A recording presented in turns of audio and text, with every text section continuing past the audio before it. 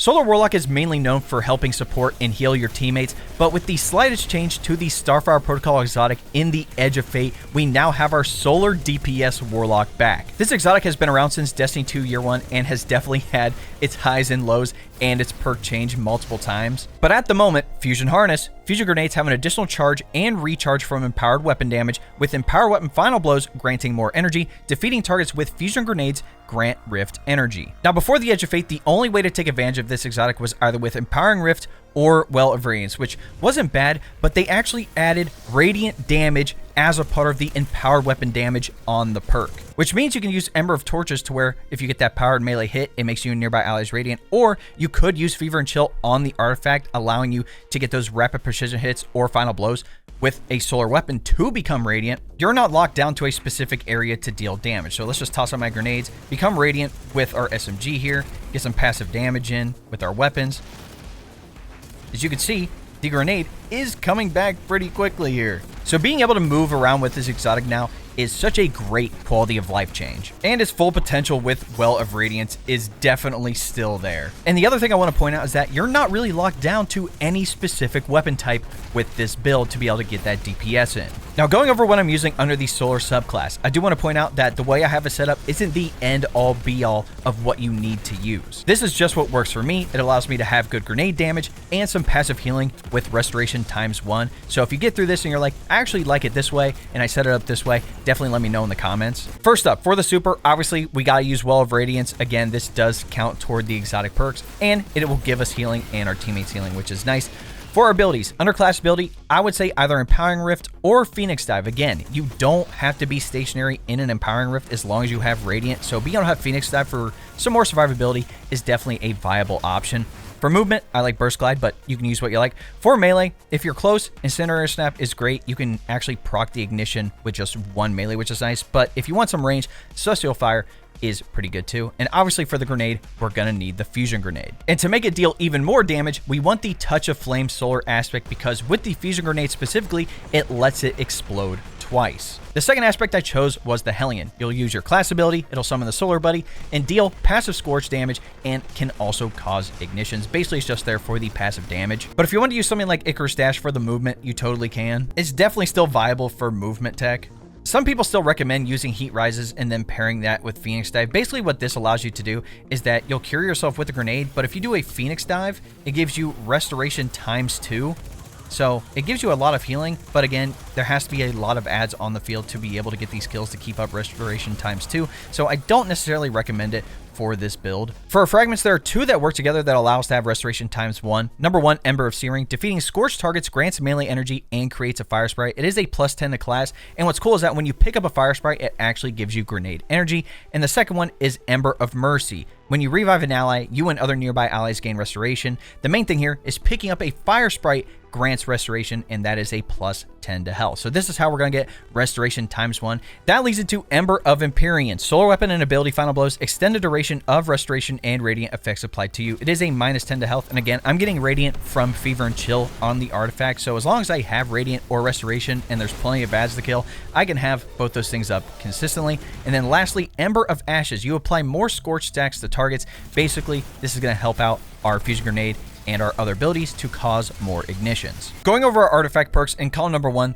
these are the weapon champion mods. Again, use what you like. In column number 2, I'm using Flame, Fiber, and Freeze for the Solar Strand and Solar Stasis Dual Siphon mod. Like I said before, there are a variety of weapons you can use, and this one does come in handy. After that, I just put on one with Frost, but honestly, you could put on any one of these column number 2 mods if you'd like, or just put on another weapon champion mod to unlock column number 3. In column number 3, the big one is Fever and Chill, like I mentioned earlier, which allows you to get radiant, but if you get those rapid precision hits or final blows with a stasis weapon, it does also give you Frost armor. Now, the only other one that I chose here is Refresh Threads in column number 3. Picking up an elemental pickup matching your subclass element, or a tangle while you have Strand, which in this case, we're on Solar, it's going to be a Fire Sprite, grants energy to the least charged ability. In column number 4, it kind of depends on what you're doing. I like Elemental Coalescence overall, so defeating targets has a chance to create an elemental pickup matching your equipped super element. In this case, it will be a Fire Sprite. If I'm with a team, I do like Shoulder to Shoulder, especially if I'm raiding. Dealing sustained precision damage against combatants while near 2 or more allies grants you damage resistance. Literally just is free DR. If I'm dealing with champions, I do like Elemental Daze, so stunning a champion with an elemental weapon creates an elementally aligned explosion, applying a matching elemental debuff to them and nearby targets. Or you can choose Cauterized Darkness, so stasis or strand debuff non-boss combatants take increased solar damage from all sources. This is a decent one. In call number 5, you have 3 options. First up being Radiant Shrapnel. Essentially, as long as you're dealing sustained weapon damage while you're Radiant or defeating a Scorched combatant, it allows for this extra passive solar projectiles that scorch on impact, which means you can cause more ignitions. I do like Shield Crush. While you have Woven Mail Frost Armor or a Void Overshield, your melee recharges faster and deals increased damage. That was kind of going to be tough unless you're with the team or if you're going to be using a stasis weapon to get that Frost Armor. The main thing is while you're Amplified or Radiant, your grenade recharges faster and deals increased damage. That's the big benefit out of this build. And if you want to replace Radiant Shrapnel, you can use Elemental Overdrive. So picking up an Elemental Pickup or Tangle grants increased damage to weapons of the same element. So if you're using solar weapons in particular for DPS, I would probably recommend this over Radiant Shrapnel. For your weapon options, your heavy weapon really isn't the important thing here. The main things are going to be your kinetic and energy weapon choices. Whether you choose a solar energy weapon, an area denial grenade launcher, or exotics like Outbreak Perfected, Barrow Dyad, or even Wither Horde is kind of up to you. One of the weapon combos I used was Finality's Augur. Again, having the turret for the passive weapon damage and having bait and switch with this thing is really nice. And then just having a solar energy weapon, you know, a primary. If you got a good roll in the Yeartide Apex, this thing is disgusting. It could come with Incandescent, you know, Burning Ambition, Heal Clip, Chaos Reshaped.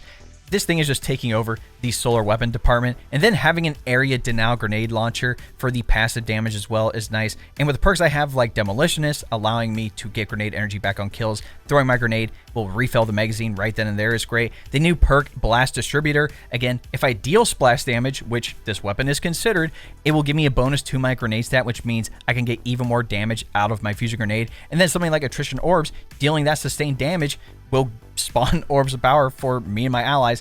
Like, this combo right here is disgusting. Another combo I like using, especially in the Desert Perpetual raid, is my Eager Edge Sword, so I can get around fast.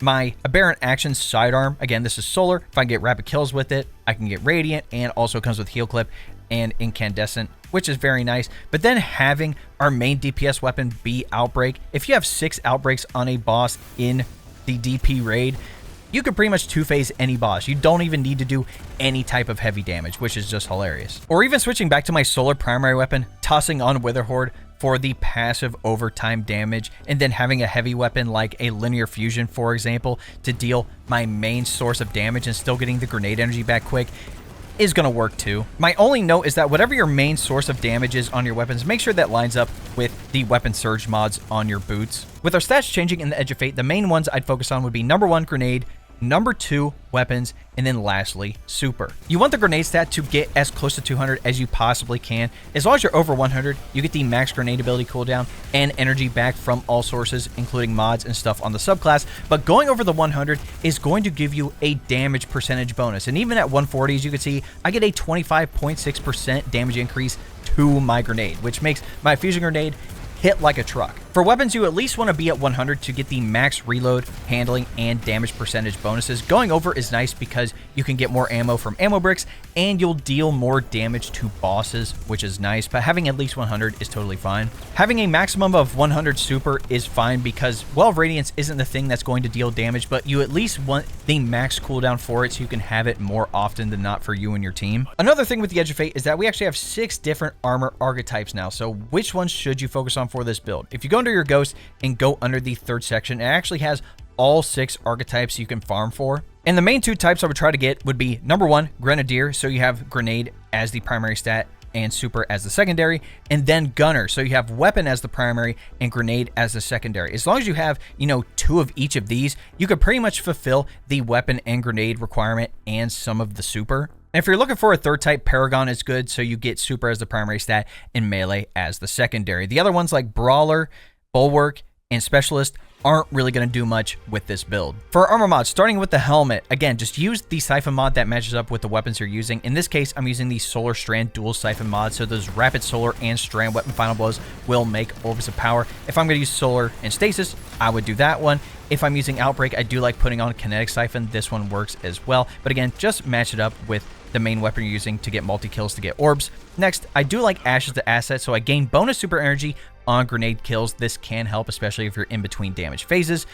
And I also like either Powerful Friends or Radiant Light, basically allowing for extra armor charges for me and my team. On my gauntlets, I have Momentum Transfer, so causing damage with the grenade reduces your melee cooldown. And then I have 2 grenade font mods, but you can replace one of these with Firepower if you want. So your grenade final blows create orbs of power. This one is nice. But the main thing with grenade font is that as long as I have an armor charge, I get a bonus to my grenade stat. Essentially, when you pick up an orb of power, it's going to give you an armor charge. And with each of these blue mods, that armor charge will last 10 seconds, which means I get 10 seconds of this bonus grenade stat. So with just one grenade font mod, my 140 grenade actually gets bumped up to 170, and with 2 of them on, it gets bumped up to 190, which is going to give me a lot of bonus damage for my fusion grenade as long as I have armor charges. 1 font mod will give you plus 30, 2 is plus 50, and 3 is plus 60. So if you have 170 on your grenade stat, you only need 1 grenade font mod to max it out to 200. On my chest piece, I have Harmonic Ammo Generation, which translates to Solar Ammo Generation. Again,